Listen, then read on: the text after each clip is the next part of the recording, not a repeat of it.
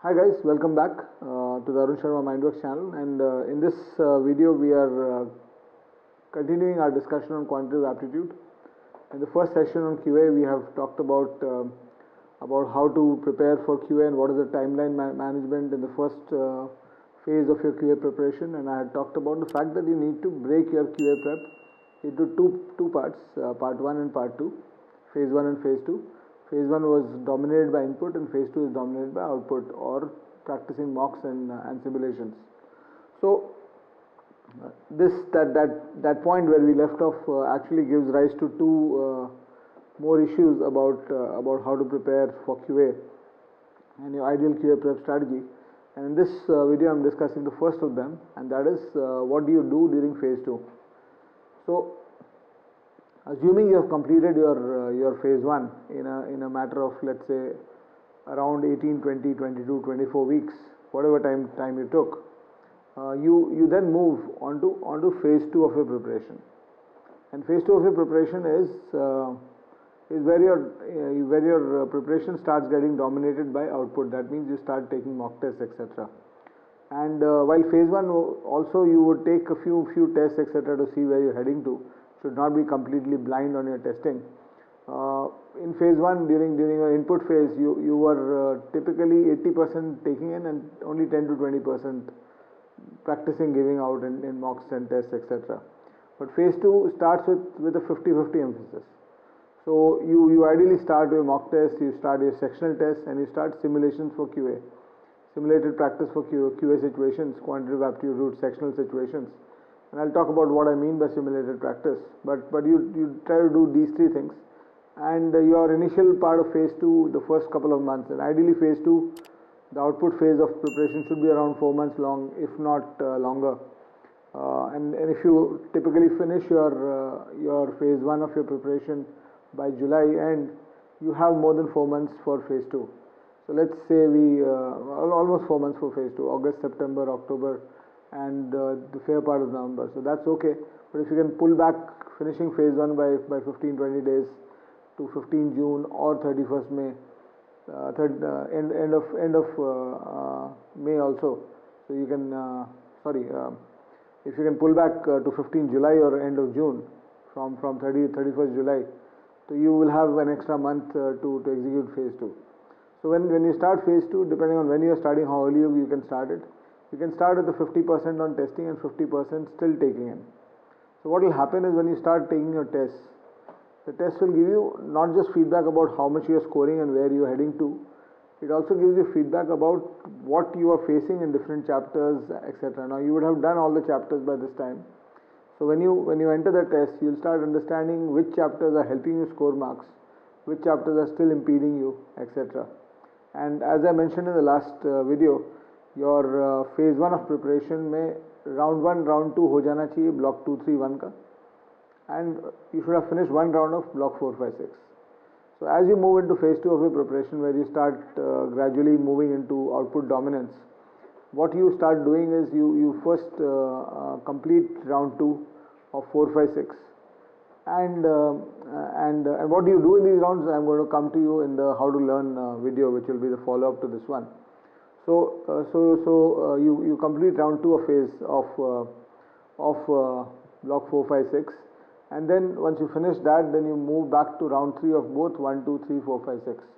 And round 2 of any chapter will typically take you around half the time or 1/3 the time of round 1, because round 2 में typically the thumb rule of what you do is the questions which you could not solve in the first round, उनको तुमको उठाने, the questions which you solved in the first round, you have to resolve them again.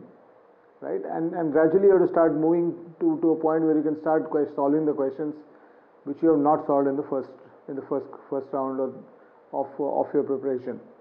So that's what is the dominant objective of phase 2.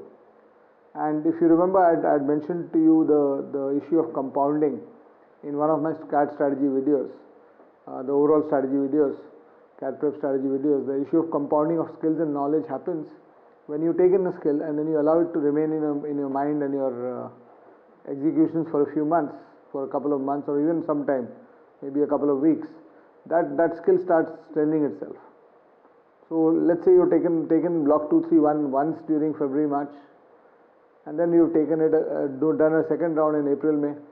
So when you come to the test by June, July, you will have certain compounding of those skills. Those skills, because they've been in your head for 3-4 months, they would have seeped in a little bit more. So when you come to round 3 of blocks 1, 2, 3, you'll realize that that you are now even more comfortable with most of the questions you did in the first 2 rounds, and you're also able to now think about questions which you're not able to think in the first 2 rounds. So that's a natural outcome that compounding will give you. It will happen to everybody. It happens to everybody. I'm talking on the basis of 25 years of experience, lakhs of students whom I've trained, and maybe millions of students who've read my books, etc., and reported to me. So this is the gist of what I'm trying to tell you, is essentially coming from that experience. So that's one part of it. And as you start taking the test, as I said, you will come across experiences which will tell you that this chapter is still not working, or that chapter is working really great. So when you come back to the test and you start realizing this information, or you start getting this additional input from the test, that what chapter is working, what chapter is not working, then you can initiate round 4, 5 and 6 if required for those chapters that are not working, and chapters which have started working, and chapters which are creating your dominance in the exam, which are giving you the marks and where efficiency is high. In those chapters you can just move to maintenance, and chapters which are not working so well, you can come back to a 4th round and a 5th round, etc. Now let's just briefly evaluate these rounds, and then I'll move to the next video where we'll talk about the learning process for QA. What do you do? What are your options in case you're not able to solve a question? But let's first focus on what do you do in the rounds. So as I said, round 1 should be typically level of difficulty 1 and level of difficulty 2, along with the theory of the chapter, right? So that's round 1 on every area. So when you're doing your first 5 months, you are essentially completing round 1 of all the areas. So you are doing LOD 1 and LOD 2 of every chapter of the block that you're picking up. Now when you solve LOD 1 and 2, as I mentioned earlier, some questions will not get solved. There will be a difference, the number of questions you have seen and the number of questions you have done, there will be a gap between these two. So what you do is you understand and you recognize the gap, because it is going to be natural for everybody. There is nobody in the world who can pick up a set of questions and solve all of them, unless he's solved them earlier, or he knows the topic, and if he knows the topic, then he's not preparing. So hence, if you are a student who's trying to prepare for these exams, there will always be a gap between the number of questions you have seen and the number of questions you have done. So when you come back to round 2, your first focus is to redo all these questions and try to look for more efficient processes. अब इसमें क्या होगा, you will see when you look at those questions that you have done, you will see 2 things. You will see one, questions which you remember because they were very easy for you. Second is, you will see some questions which you had done the first round, second time you will not be able to do them because you would have forgotten that process, or that process is not very deep inside your head. So when you redo all these questions, in the questions which you remember, etc., your focus is to think of new methods and more efficient ways of solving. But questions which you don't remember so well or not so confident of taking through, even though you've done them the first time, you spend a little bit of time and allow that process to seep in and make sure that that process is natural for you, so that you can do it every time from next time onwards. That's the second point, right? That's the second objective of the second round. The third objective of the second round is to then look at the expanded question bank, where you have not solved questions, and try to allow the compounding to help you get through at least some part of it. So what will happen is, if this was your question seen and this was your question solved, after your second round, the questions solved will start increasing, get closer to the question seen. It will not complete everything, but it will get closer. So for an LOD, let's say an LOD 2 in a chapter, if you've been able to solve 40% question in the first round, by the end of the second round you might get to 60-70% questions. And between first round and second round, there has to be a gap of at least 2 to 3 weeks for the compounding effect to take over. So just for those of you who have not seen the compounding effect video on the channel and on this playlist, I'll just repeating this. Compounding effect of knowledge or skills happens when you take in a skill and give it time. What happens is it starts seeping into your mind, and as that skill or that experience, and that knowledge starts seeping into your mind, it starts mixing with everything else around it, and very soon it becomes a natural thought for you. So that process of naturalizing a thought only happens when you give a thought time. You cannot cram it in, or you cannot push it into your head in one day.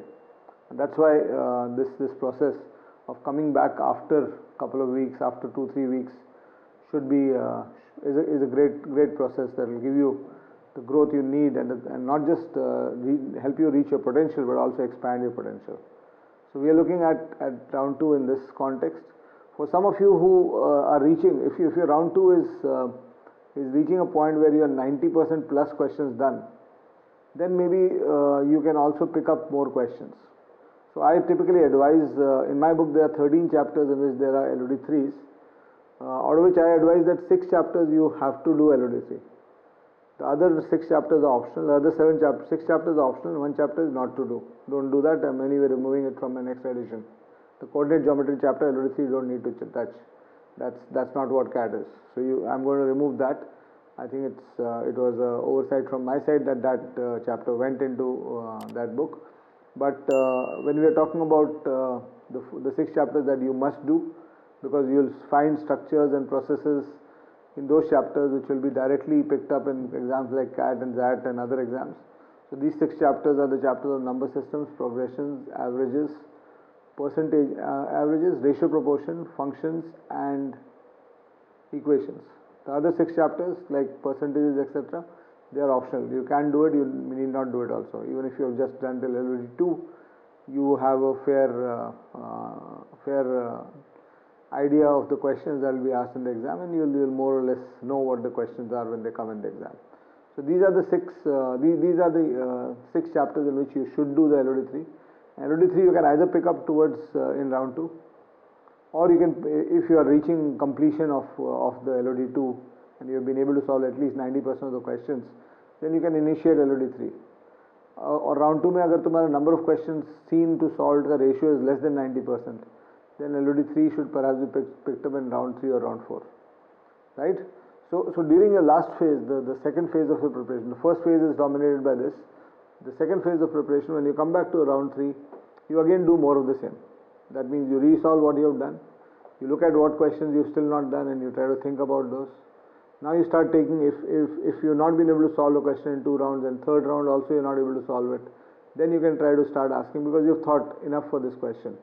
And the reason I tell you this is because the great Einstein himself said that it's not that I'm so smart, but I could solve problems that others couldn't do because I stayed with the problems longer. So this is my process, or this is the process I have built on the advice of Einstein in this sense. Of course, he did not call me up and tell me this, but it's something that you realize from applying your own mind to what other people have said. So the great Albert Einstein, when he tells me, or he tells the world that I could solve problems because I stayed with them longer, who are we to dispute that? Who are we to not use that? So this process uses what Einstein tells us. So once you have not done a problem in third round and you are not able to do it, उसके बाद solutions तुम source कर सकते हो, खोज सकते हो. You might want to postpone it for another round, but not before the third round. First 2 rounds में solution नहीं पढ़ना चाहिए, or you should not ask anybody about the questions. ठीक है? And then after that, if a test gives you a feedback that you are not able to solve it, अगर test में तुमको ये फीडबैक मिल रहा है कि सॉल्व नहीं कर पा रहे किसी चैप्टर को, तो then there are only 2 ways to sort it out. After round 3 also नहीं हो रहा है, तो one way is कि there's still a lot of questions you are not able to solve, hence you are not able to solve in the test. Or the other way is you need to pick up more questions. So any chapter, if you pick up 50 to 100 questions, suppose you find out in September that you have done all round 1, round 2, round 3 of all the chapters, but your time speed distance is still not working and you are not able to solve the question in the exam, then you go back to your drawing board, pick up 100 new questions on time speed distance from a good credible source and solve them. Anybody solves 100 questions at 100 new questions at any point of time, he or she will grow his skill. The question should be relevant to your level of understanding of the chapter, right? So that it expands your mind. So this is the process, and if you are willing to hit back on a chapter every time that you find an issue, I think you can sort out anything, because that's the way it's done. So in the next video, I'll bring out how to what are the learning strategies inside quants. that's a separate thing, because that's about actually looking at inside the study session, and when you're not able to solve a question, what options do you have. So do watch that video also, and do share all we are doing here. We want a greater audience, and as I always tell you, I'm always there with you for the next whatever period you are preparing for the exam. Thank you so much. Bye bye.